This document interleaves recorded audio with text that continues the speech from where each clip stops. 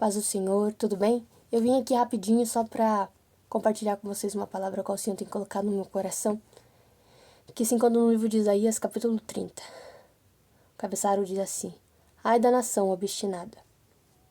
Versículo 8. Agora vá e escreva isso numa tábua para eles. Registre-os num livro, para que nos dias vindouros seja um testemunho eterno. Esse povo é rebelde, são filhos mentirosos, filhos que não querem saber da instrução do Senhor. Eles dizem aos videntes: não tenho mais visões? E aos profetas: não nos revelem o que é certo. Falem-nos coisas agradáveis e profetizem ilusões. Deixem esse caminho e abandonem essa vereda. E parem de confrontar-nos com o Santo de Israel. Versículo 15. Diz o soberano, o Santo Senhor de Israel: no arrependimento e no descanso está a salvação de vocês. Na quietude e na confiança está o seu vigor, mas vocês não quiseram. Essa palavra que eu venho hoje compartilhar com vocês foi através de uma voz que eu ouvi esses dias pela manhã, enquanto eu estava arrumando a minha cama. E essa voz disse assim: vocês estão perdendo tempo. E desde então, eu confesso para você que muitas das vezes eu tenho resistido a essa voz. Tenho vivido o meu dia normal, como se fosse normal para mim. E na verdade é Deus me chamando para quem me conhece, sabe que tá aqui não é algo que eu sempre quis, nunca busquei isso. Ao contrário, eu sempre muito quis fugir. Até que Deus tem usado os seus profetas para falar que eu preciso anunciar. Eu quero ser obediente. Esses dias Deus tem falado muito que eu sou o profeta Jonas, tento me esconder, tento não falar aquilo que Deus mandou, mas de que adianta se esconder? Não tem para onde ir. Quando ele aperta, o que nos resta é entrar no grande peixe. E é ali que a gente faz aquela oração de pedido de socorro. E dizendo: se o Senhor me tirar daqui, eu vou fazer a tua vontade. Essa palavra que eu compartilhei, que eu quero compartilhar com vocês, fala sobre a obstinência do povo de Israel que resistia à voz de Deus. E essa parte me chamou a atenção dizendo: não nos revele o que é certo. E eles diziam assim: abandone essa vereda e pare de confrontar os santos de Deus de Israel. Ou seja, o povo queria ouvir o que agradava a eles, não o que Deus queria falar. Muitas das vezes nós vivemos assim. Queremos visões que nos agradem, palavras que nos agradem. Mas e a verdade? E a verdade que nós precisamos ouvir para nos confrontar? Mudar de vida? Mudar de ações? Andar conforme a verdade de Cristo? Não devemos... Hoje nós vivemos num tempo onde tudo tem que ser do nosso jeito, da nossa forma. O culto só falou comigo, se revelou uma vitória, se declarou uma bênção. Se o culto falou aquilo que eu queria ouvir, se falou uma palavra de conforto, nós estamos vivendo os últimos tempos. Nós estamos vivendo as últimas horas da igreja aqui na Terra. E essa mensagem é para quem é igreja. E para você que está afastado dos caminhos, volte para o caminho do Senhor enquanto é tempo. E para você que está na igreja, apenas no templo, volte a ser igreja de verdade. A igreja que ora, a igreja que jejua, a igreja que se consagra, que se separa, que segue Cristo de verdade. Não a igreja que senta no banco e levanta a mão e glória a Deus e aleluia, quando não há verdade dentro de você. Nós precisamos voltar ao primeiro amor. É necessário voltar às primeiras obras. E isso vai exigir de nós muitas renúncias, principalmente nesses últimos tempos. Essa voz que disse para mim: vocês estão perdendo tempo, é porque literalmente eu comecei a perceber que eu estava dormindo espiritualmente. Não estava mais orando, não estava mais lendo a palavra, só lia a Bíblia quando eu ia para a igreja. E uma das coisas que eu mais me preocupo é me tornar religiosa. Só que a gente só entende que a gente está se tornando religioso quando a gente está indo para o culto e é obrigado a estar lá. E isso foi me cansando até o ponto de eu querer tomar decisões precipitadas. Mas eu comecei a fazer umas simples orações. Eu fazia ela deitada, eu fazia ela de joelhos, eu fazendo os meus afazeres. Eu dizia: Deus, me desperta, me levanta de novo. E é o que a igreja precisa orar. Pedir para o Espírito Santo levantar e despertar a gente para a oração de novo. E eu não tô falando de 3, 5 horas de oração. Eu não tô falando de horas de joelho. Eu tô falando de coração dobrado, de coração verdadeiro. Sabe, daquele coração que tem sede de voltar para a presença dele. Deus está procurando os verdadeiros adoradores que o adoram em espírito e não na carne, em verdade e não na mentira. Não adianta nada a gente viver na igreja, viver correndo de um lado para o outro, buscando conselho como esse povo buscava do Egito. A Bíblia vai nos dizer que tudo que Deus queria deles era um arrependimento, dizendo assim, ó, diz o soberano, o Senhor, o Santo de Israel, no arrependimento e no descanso está a salvação de vocês.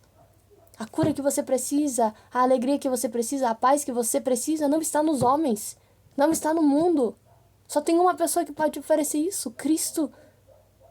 E a gente tenta fugir de um lado para o outro, tenta correr para o outro lado e não vai encontrar solução, não vai encontrar outro caminho que te dê isso, a não ser Jesus, porque Ele é o caminho, a verdade e a vida.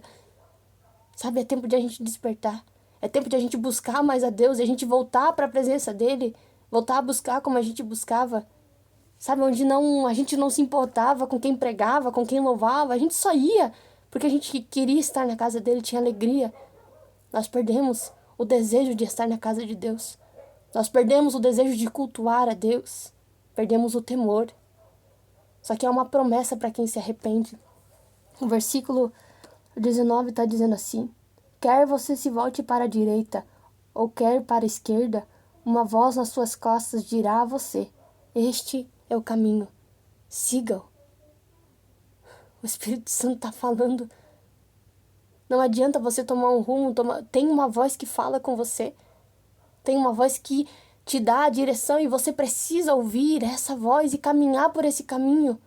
Porque esse caminho vai te levar ao descanso. E ele tem uma promessa: se você se arrepender e voltar ao caminho, então você trará as suas impuras, as suas imagens revestidas de prata e os seus ídolos recobertos de ouro. Você os jogará para fora como um trapo imundo, ele dirá fora.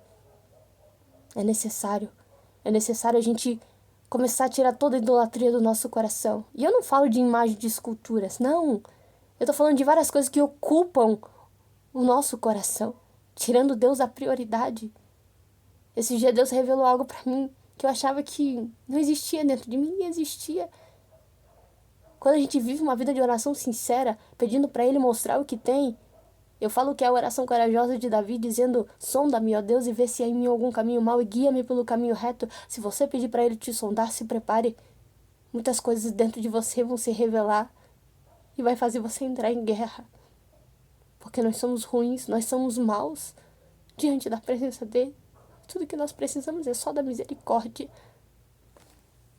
A promessa do capítulo final, se a gente continuar lendo, ela termina com as promessas de bênçãos e restauração para aqueles que confiam em Deus, incluindo cura, alegria e paz. Não é o que você procura? Você só vai encontrar isso em Jesus. Para de buscar conselho em homens. Para de ouvir só o que você quer. Sabe, tem gente que está se firmando muito. Ai, Deus é aquele que realiza sonho. Mas muito mais do que realizar sonho, Ele tem compromisso com a promessa dEle. Maior do que a gente viver em sonhos e projetos é viver a promessa dEle, que é te salvar, que é me salvar. Por isso essa palavra hoje vem ao meu coração dizendo: Cassiane, desperta. Para de confiar em homens. Para de confiar naquilo que vai se acabar.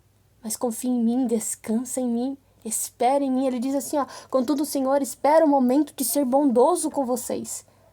E ainda se levantará para mostrar-lhes compaixão. Pois o Senhor é Deus de justiça. E como são felizes todos os que nele esperam. Se você está aí esperando, espere com confiança, mas de verdade, não duvidando. Espere confiando com toda a sua alma. Porque Ele é quem pode te dar essa salvação. É só Ele é um Deus justo. E como são felizes aqueles que esperam. Esperam, eu espero a sua vinda. Ah, eu estava até perdendo isso, o desejo de morar com Ele. Porque comecei a focar em outras coisas. Mas não perco o foco. A salvação ainda É tudo que nós precisamos. Estamos vivendo os últimos tempos. Ah, Cassiane, mas vai durar quantos anos? Eu não sei, meu irmão. É que você tem que estar preparado. A resposta é que você precisa estar preparado.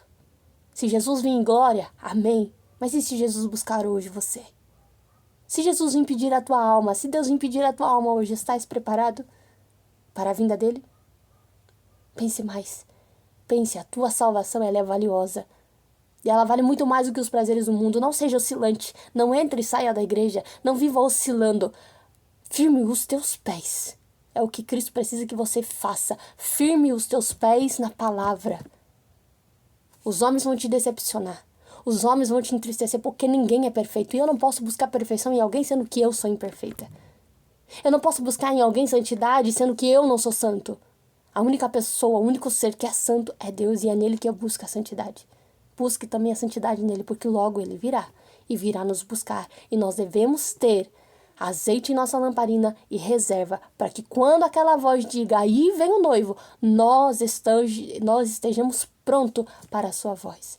Amém? Deus abençoe a sua vida, fica com Deus, em nome de Jesus, ouça essas palavras. Talvez você é aquela pessoa que está dizendo assim, Deus fala comigo, e essa é a voz de Deus hoje para você, dizendo, volte a confiar no Senhor e depositar nele, somente nele, a sua esperança. Em nome de Jesus.